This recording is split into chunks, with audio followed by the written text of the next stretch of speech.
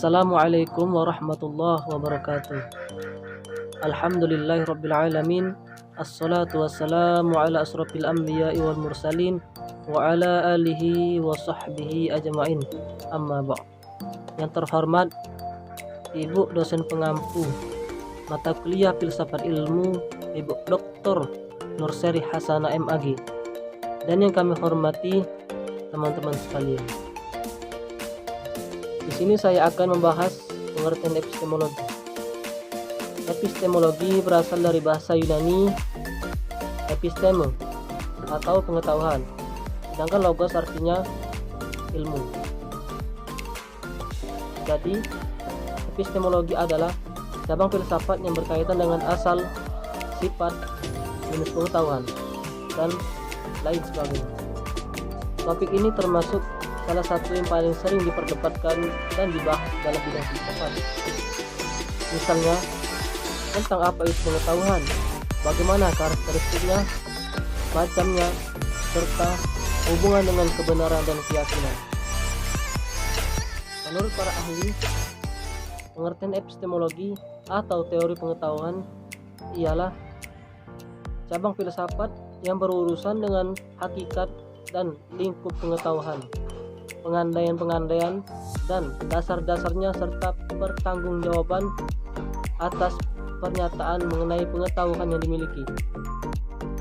Secara linguistik, kata epistemologi berasal dari bahasa Yunani yaitu episteme dengan arti pengetahuan, dan kata logos berarti teori atau ilmu.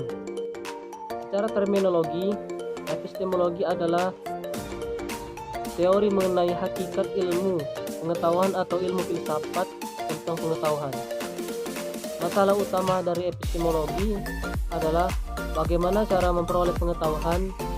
Sebenarnya seseorang baru dikatakan berpengetahuan apabila telah sanggup menjawab pertanyaan-pertanyaan epistemologi.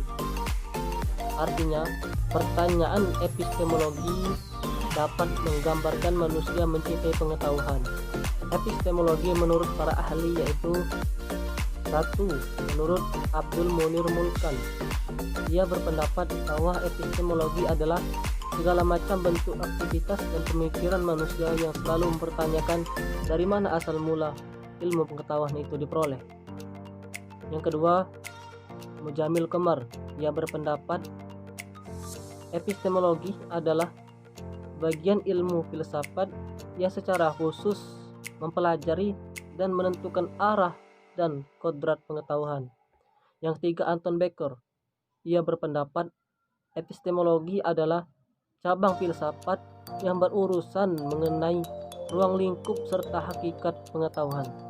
Yang keempat, Ahmad Haris Zubair, ia berpendapat epistemologi adalah suatu ilmu yang khusus mempelajari dan mempersoalkan secara dalam mengenai apa itu pengetahuan, dari mana pengetahuan itu diperoleh, serta bagaimana cara memperolehnya. Dan yang kelima, menurut Jujun S. Surya Sumantri, epistemologi adalah arah berpikir manusia dalam menemukan dan memperoleh suatu pengetahuan dengan menggunakan kemampuan rasio. Persyaratan epistemologi: suatu pengetahuan itu termasuk ilmu atau pengetahuan ilmiah apabila pengetahuan itu dan cara memperolehnya telah memenuhi syarat tertentu. Apabila syarat-syarat itu belum terpenuhi, maka suatu pengetahuan dapat digolongkan ke dalam pengetahuan lain yang bukan ilmu walaupun termasuk filsafat. Menurut Connie R. Semiawan, syarat-syarat terpenting bagi pengetahuan untuk dapat tergolong ke dalam ilmu pengetahuan atau pengetahuan ilmiah ialah dasar pembenaran, sifat sistematis, dan sifat intersubjektif.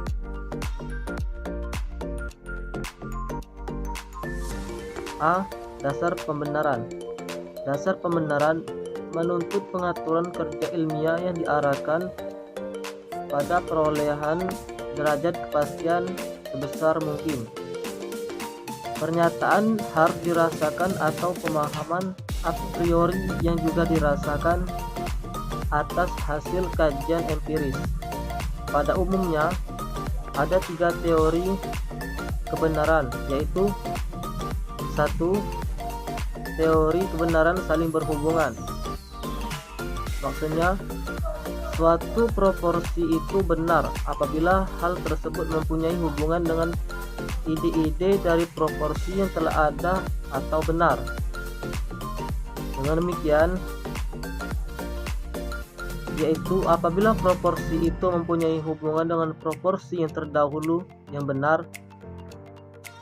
Pembuktian teori kebenaran koherensi dapat melalui fakta sejarah dan logika. 2. Teori kebenaran saling berkesesuaian.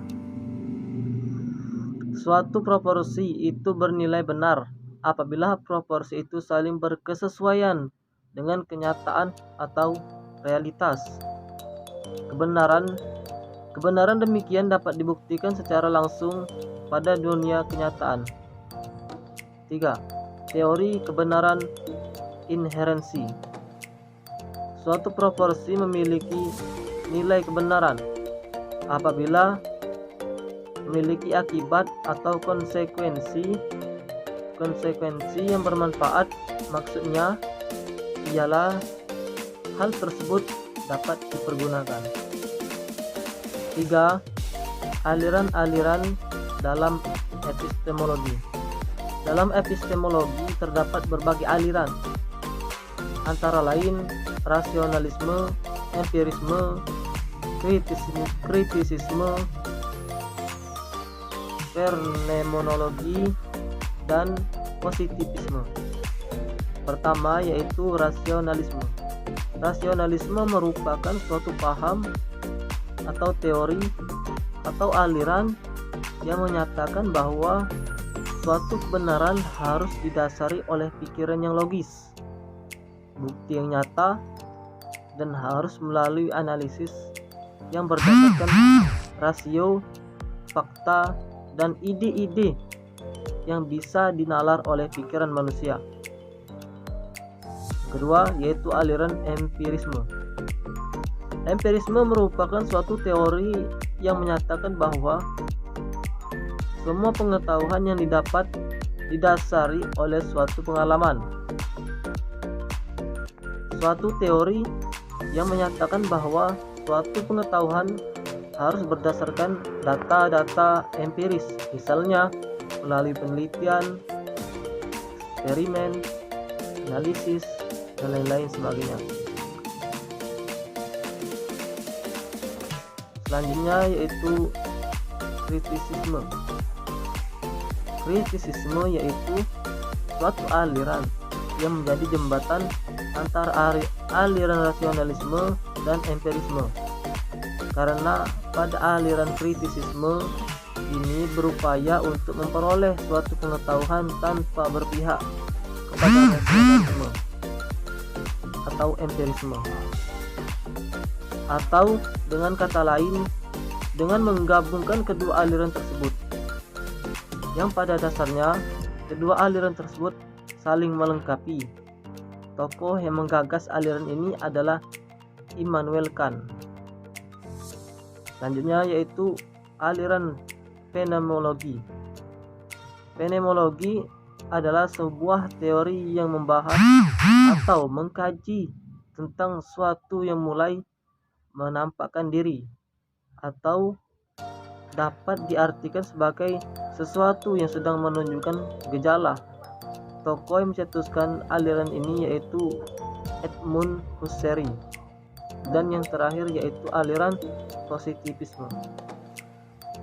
Positivisme adalah suatu paham atau teori yang dalam mencari kebenaran harus didasarkan oleh kejadian yang benar-benar terjadi, atau dapat diartikan seperti ini: suatu teori yang meyakini bahwa satu-satunya pengetahuan yang benar adalah pengetahuan yang didasarkan oleh pengalaman yang benar-benar terjadi.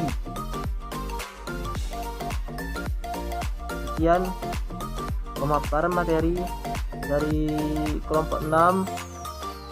Jika terdapat kekurangan dan kesalahan, kami mohon maaf, dan kepada Allah kami mohon ampun. Akhirul kalam, wallahu wafiq ila aqwamit thoriq. Wassalamualaikum warahmatullahi wabarakatuh.